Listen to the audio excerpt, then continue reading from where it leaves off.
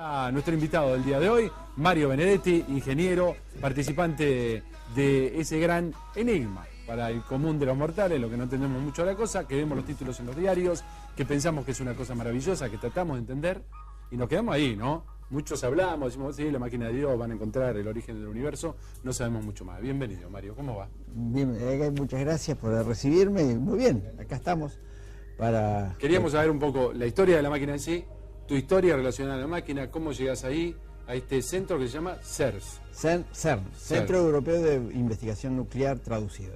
Muy bien, que está trabajando hace 30 años, no sé, fue el CERN, es un centro mundial que originalmente comenzó con 14 países de la Unión Europea con la idea de repatriar científicos que estaban en el extranjero después de la Segunda Guerra Mundial. Y pensando que la ciencia era un buen aglutinante, y así es. Y hoy es un centro que está compuesto por 20 países de la Comunidad Europea, más países miembros, que son países que colaboran, como Estados Unidos, Japón, y países que tienen acuerdos de colaboración, como particularmente la Argentina, gracias a nuestro laboratorio y a otros laboratorios de física de la Argentina. ¿Cuál es tu aporte específico en la máquina? Yo hace más de aproximadamente 40 años que estoy trabajando. Comencé trabajando en los primeros aceleradores que hubo en el centro y, digamos, colaboré con el acelerador actual en la parte que consiste, yo hago, digamos, soy parte constructor de la máquina. Sí. Es decir, mi participación en esta máquina tiene que ver con las fuentes de alimentación que controlan las partículas cuando giran dentro de los túneles, y tiene que ver con nuevas fuentes de control que estamos haciendo ahora que las hemos diseñado aquí en Mar del Plata, para un nuevo acelerador que es el próximo paso que va a ser. Había allí un obstáculo y vino la solución con una plaqueta que es... Eso fue en el año 88, yo la primera vez que fui tenían un problema con unas 200 fuentes y no la podían resolver, me pidieron que la resolviera, tuve la suerte de encontrar la solución, vi que se podía mejorar todavía, cuando volví a la Argentina encontré la solución, la publiqué, gané un premio con eso y ellos me volvieron a llamar y volví al CERN en el año 88, donde desarrollé una plaqueta que aún hoy en día está funcionando, que le llamaron la Argentina porque había resuelto un montón de problemas. Es más, en este momento estoy haciendo un trabajo en Grenoble para otro acelerador que utiliza la misma plaqueta renovada, digamos. Muy bien. ¿Qué es lo más conciso, digamos, y para todos posible, este colisionador de hadrones, este acelerador, llamado la máquina de Dios? Es un nombre... Es un nombre que a los científicos no nos gusta demasiado, exacto, ¿no? Es decir, es un nombre que sí le ha dado una trascendencia internacional, sobre todo al público en general, por la curiosidad que genera, pero digamos es una máquina absolutamente fantástica. Yo creo que es la máquina, el instrumento científico más grande que el hombre ha construido. Está a 100 metros bajo tierra, tiene 27 kilómetros de longitud, en ese túnel de aproximadamente 3 metros de diámetro hay dos anillos donde circulan las partículas en sentido contrario y se colisionan en 4 puntos. Esas colisiones generan puntos de muy alta energía, con temperaturas 100.000 veces más grandes que la que hay en el centro del Sol, con lo cual, digamos, recrea las condiciones, parcialmente las condiciones que había en el Big Bang. ¿Esto es comparable a la energía atómica, por ejemplo? ¿Más potente? No, digamos, es una máquina muy poco eficiente desde ese punto de vista, porque su objetivo es descubrir cosas que no se podrían descubrir de otra manera, pero no es una máquina que aprovecha muy bien la energía. Es decir, por ejemplo, para poder funcionar utiliza la misma cantidad de energía que la ciudad de Ginebra, y sin embargo en las colisiones la energía que concentra, que si bien tiene una temperatura 100.000 veces mayor que la del Sol, está tan concentrada y es tan pequeño el punto que equivale a la energía que utiliza un mosquito al volar. Mirá, qué dato. Esta colisión de las partículas lo que genera son condiciones parecidas a las que sucedieron con el Big Bang. Sí, digamos, la idea general es cuando algo choca, dos cosas chocan, debido a la energía que llevan esas dos cosas, se deforman. Bien, eso sucede a bajas velocidades. Ajá. Cuando dos vehículos chocan, Sí. sucede a bajas velocidades.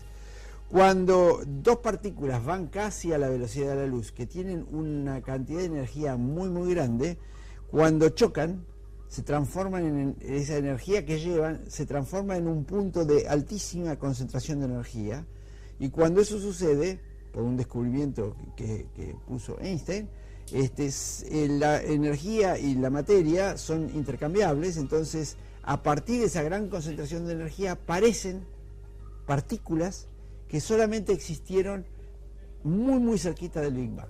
¿Y la máquina que hace? ¿Saca fotos? Digamos, la de máquina forma de genera esos esas momentos? condiciones en Sí. los puntos de colisión y después le saca fotos. Entonces, esas partículas que aparecieron, que digamos que fueron yendo, con el tiempo se fueron clasificando, generan un modelo matemático y esas partículas tienen una característica, entonces tienen trayectorias, se mide las trayectorias, se mide las curvaturas de las trayectorias cuando están expuestas en un campo magnético, etcétera, etcétera, que en realidad equivale a sacarle una fotografía. Y cuando uno encuentra una firma que tiene unas ciertas características, se da cuenta que está en presencia de una nueva partícula, como pasó el 9 de julio del año pasado. Exacto. ¿Y eso tiene que ver con el Nobel?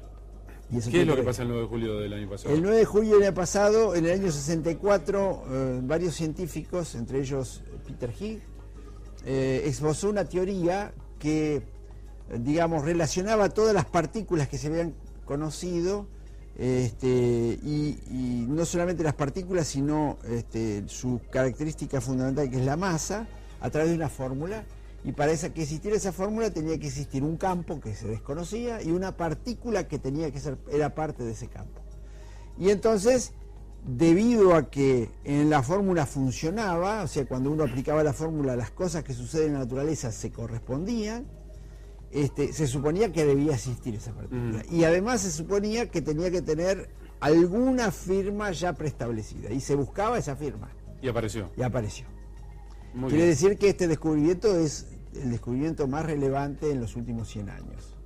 Y por eso le han dado el premio Nobel a él y a otro, a un belga, él es británico, a un belga que simultáneamente esbozó una idea muy parecida. ¿Qué cosas puede llegar a saber el hombre, la humanidad, a través de esta máquina, de la máquina de Dios? El hombre, digamos, a lo largo de toda su trayectoria ha ido, digamos, entendiendo la naturaleza y entendiendo el universo donde vive cada vez más. Y eso... Pero hay un punto donde se queman los papeles, ¿no? Sí, hay un punto donde se quema, siempre hay una frontera. Sí. Y esa frontera cada vez intentan correrla un poquito más. La máquina ahora está parada porque se está readaptando a duplicar la energía y duplicar la cantidad de colisiones por segundo. Quiere decir que están buscando ahora, porque este descubrimiento dejó por tierra un montón de teorías y hay otras que toman fuerza, y ahora entonces la frontera hay que correrla un poco más.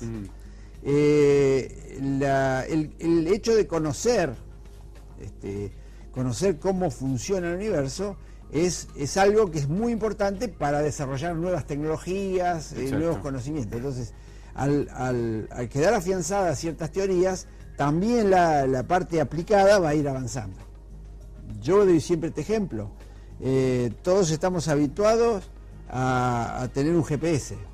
Ahora, Einstein, cuando descubrió la teoría de relatividad, jamás pensó en un GPS. Digamos, en su mente no existía esa posibilidad. Eso sí. Y el GPS hoy funciona con la precisión que funciona porque el camino que la señal hace hasta el satélite y vuelve tiene que ser modificado con las leyes de relatividad. Si no, no podría identificarnos dónde estamos. Es así. Además, en la fabricación, la aparición de nuevos materiales, de nuevas formas. Lógicamente, si uno sabe cómo está compuesto un átomo, va teniendo nociones de otras cosas, ¿cierto? ¿Cómo te fuiste a Italia? Es una anécdota que quiero que cuentes. En ese momento te querías ir a Europa, tenías que hacer un tema familiar y no había un mango. No, es decir, yo, como cualquiera, digamos, yo provengo de una familia de inmigrantes, soy italiano, soy inmigrante, mi papá a duras penas me pudo ayudar para estudiar, yo trabajaba en 2 lugares para poder estudiar y fatalmente mi padre fallece en el año 73. Y antes de fallecer me solicita, me pide que haga algo en Italia para él. Y bueno, es decir, era una angustia para mí no poder hacerlo, porque yo no tenía los medios para poder hacerlo. y de casualidad, estando en la playa en el verano, escucho, era la época de Rodrigazo, escucho de que se había ido una persona que estaba en la carpa al lado, se había ido a tomar un café gratis a Roma. Entonces el amigo le preguntaba, ¿pero cómo te fuiste a tomar gratis un Roma si tuviste que pagar el pasaje, etcétera, etcétera? Y entonces la persona le explica, dice, no, mirá, dice, saqué un billete al dólar oficial, me dieron $900 al dólar oficial, el dólar paralelo estaba al doble. Cuando volví a la Argentina traje los dólares que me habían dado, me tomé un café en Roma y con eso pagué el pasaje y pagué los dólares que me habían dado. Entonces fui y me tomé un café gratis.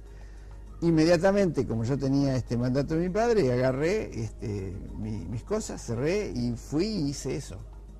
Y fui a Italia a tratar de resolver. Y esa ida a Italia fue el inicio de la casualidad que me permitió después conocer el CERN. Digamos, dio la explicación que había que mandar los dólares a Suiza, porque en Suiza no te los cambiaban a liras y después te lo cambiaban a dólares, con lo cual perdías. Entonces en Suiza te los daban en dólares, porque el peso en Suiza, si bien es el franco suizo, sí, te lo devuelve la moneda en cual vos recibías la transferencia.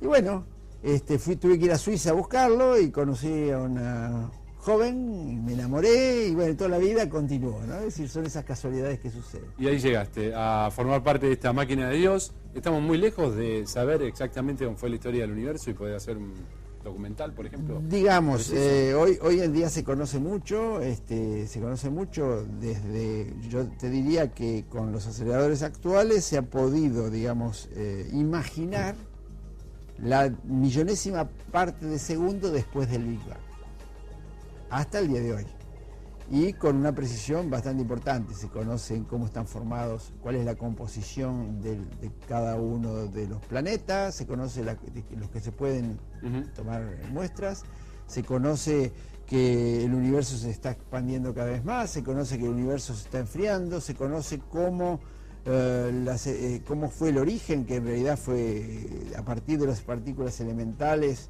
una gran nube de hidrógeno y de helio fueron procesándose, generando soles gracias a la gravedad, y esos soles van generando los otros productos químicos, que uno de la tabla periódica de elementos que uno conoce, y que en determinado momento esos soles explotan y desparraman lo que fabricaron en el universo, y en la misma explosión fabrican los elementos más complicados. Y bueno, y así es todo un proceso de evolución, y si uno piensa que uno está acá vivo gracias a toda evolución, y que cada una de las partículas que nos componen nuestro cuerpo son polvos de estrellas, realmente te da una perspectiva de vida que es absolutamente diferente a la que puede tener cualquiera que no conoce eso. Increíble. Muchas gracias por esta charla, Mario. No, fuerte aplauso para Mario Benedetti, ingeniero, nacido en Italia, marplatense por supuesto, y parte de esta máquina de Dios. Entendimos un poquito más. Seguimos con Anita.